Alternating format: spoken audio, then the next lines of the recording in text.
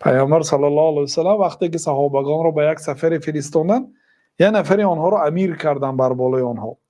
اصلا وقتی که 3 نفر که سفر برآمد، یه نفری آنها باید امیر شود.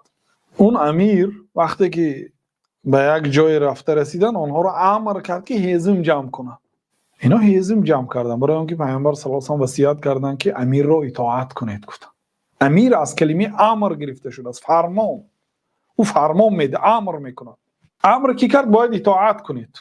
الله تعالی میگه که اطیعوا الله و اطیعوا الرسول و اولی الامر منکم. شما الله تعالی رو اطاعت کنید و پیغمبر صلی الله علیه و سلم رو اطاعت کنید و صاحبان امر را، آنهایی که بر بالای شما حکم امر دادن و فرمان دادن دارند، اونها رو اطاعت کنید میگه الله تعالی. لیکن در سیومی کلمه اطیع رو استفاده نکرد. اطیع الله و اطیع الرسول و اولی الامر منکم. الله را اطاعت کنید، پیغمبر را اطاعت کنید و راهبران خود را گفت، امیران خود را.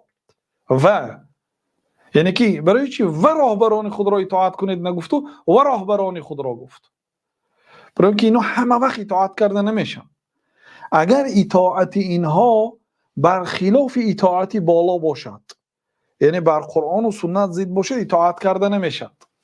اون امیر مردم رو امر کرد که زیر دستان خود رو هیزم جمع کنن. اونها اطاعت کردن، هیزم جمع کرده اومدن، خیلی هیزم زیاد. بعد گفتن که آتش در گرانید. امیر فرمان داد اونها آتش در گرانند. بعد گفت که اکن درآیید. 2 سفارش داد، اجرا کردن. هیزم جمع کنید، اجرا کردن. آتش در گرانید، اجرا کردن. گفت که اطاعت امر سیوم، درآیید کن به داخلش. گفت که نمی درآییم، صحابه ها ندارن. بعضی آدم ها در آمدنی شدند، همچون اطاعت به امر پیغمبر صلی الله علیه و سلم که امیر اطاعت کنید تا گفته بودن. بنابراین همچون اطاعتی پیغمبر صلی الله علیه و سلم خواستند که درآیند.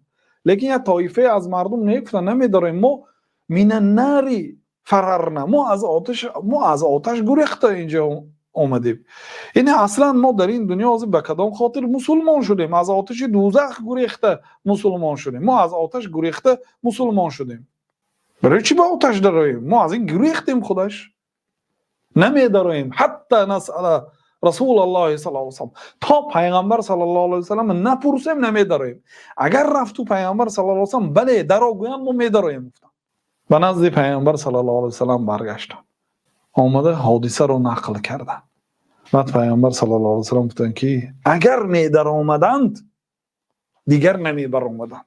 اگر میدر آمدند دیگر نمیبر آمدند. یعنی دوزخ از کلمه نار به زبان عربی آتش است. دوزخ ما تاجیکا دوزخ میگیم، اما به زبان عربی نار گفته میشه. نار یعنی آتش. اگر به همه آتش میدر آمدید دیگر نمیبر آمدید، یعنی که شما ابدالآباد میسوختید. برای چی؟ برای آنکه بعد در ادامه‌اش شدن که انما الطاعة فی معروف، اطاعت در کارهای خیر میشد. یعنی اگر به کاری خیر امر کند شما اطاعت کنید، نه به کاری شر. عرق نوش، این فرمانی من است، گفت نمی نوشید. ریشت تراشی، فرمانی من است، گفت نمی تراشید. یا امری معروف نکن، گفت. ابو ذر غفاری در صحیح بخاری از برادرای عزیز، ابو ذر غفاری در مینا در حج امری معروف میکردن، یعنی که شریعت رو به مردم میرسانیدن، سخنهای الله تعالی رو میرساندن، سخنهای پیامبر صلی الله علیه و سلم رو میرسانیدن. وقتی که برآمد داشتن، یک آدم آمده گفت که تو رو حضرت عثمان از برآمد کردن من کرد کو. حضرت عثمان داماد پیامبر صلی الله علیه و سلم، خلیفه مسلمان های کل دنیا، پادشاه حضرت عثمان. حضرت عثمان ابو ذر از امر معروف من کردیم، گفتن که امر معروف نکند. چون که حضرت ابو ذر یعنی چی داشتن؟ یعنی بعضی مذهب های خاص داشتن، لیکن اجتهاد از قرآن و سنت بودو. یعنی که خیلی که در بعضی صحبت ها بعضی عمل هاشون رو نقل کردیم، مثلا شبانه هم پول و مالشون خیر میکردن، بعد آمده خواب میکردن، میگفتن که اگر این شب به نزد الله تعالی رفتم این مال ها از من پیشتر رود، اگر فردا زنده شدم فردا با الله تعالی رزق دهنده هست، چی در کار این پولای من گران خواه میرم. گفتن خیر میکردن تمام مال و ملکشون هر شب.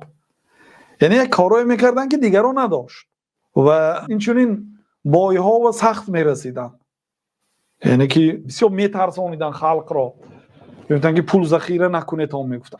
و حضرت عثمان ابوذر از مدینه به ربضه گفتن راو همونجا زندگی کن و اینچنین از امر معروف و از رسانیدن شریعت من کرده بودن. پادشاه یک عالم من کرده است تو امر معروف نکن، سود کرده زبانش. ابوذر غفاری در مینا به حاجی ها برآمد داشتن.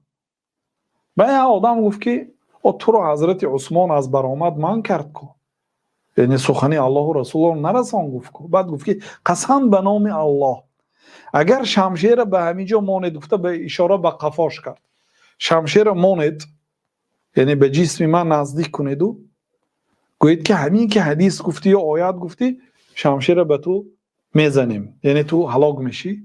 و من دانم که تا در آمدن شمشیر و تا جانم بر آمدن یک حدیث عقله به مردم رسانیده میتونسته باشم، باوریم باشد که یک حدیث تا آخرش گفته میتونسته باشم، میگم گفتم. حافظ ابن حجر گفتن که این دلالت میکند که اگر پادشاه عالم را یا اهل علم را از رسانیدن شریعت منع کند، اطاعت نمیکند، شریعت رساندن گیرد. نه حضرت ابوذر رو ببینید، من اگر دانم که تا کشته شدنم یه حدیث گفته میشم میگم. بعد حافظ ابن حجر در شرحش در فتح الباری گفتن که این دلالت میکند که مذهبی صحابه ها اطاعت نکردن پادشاه در مسئله نرسانیدن شریعت بود.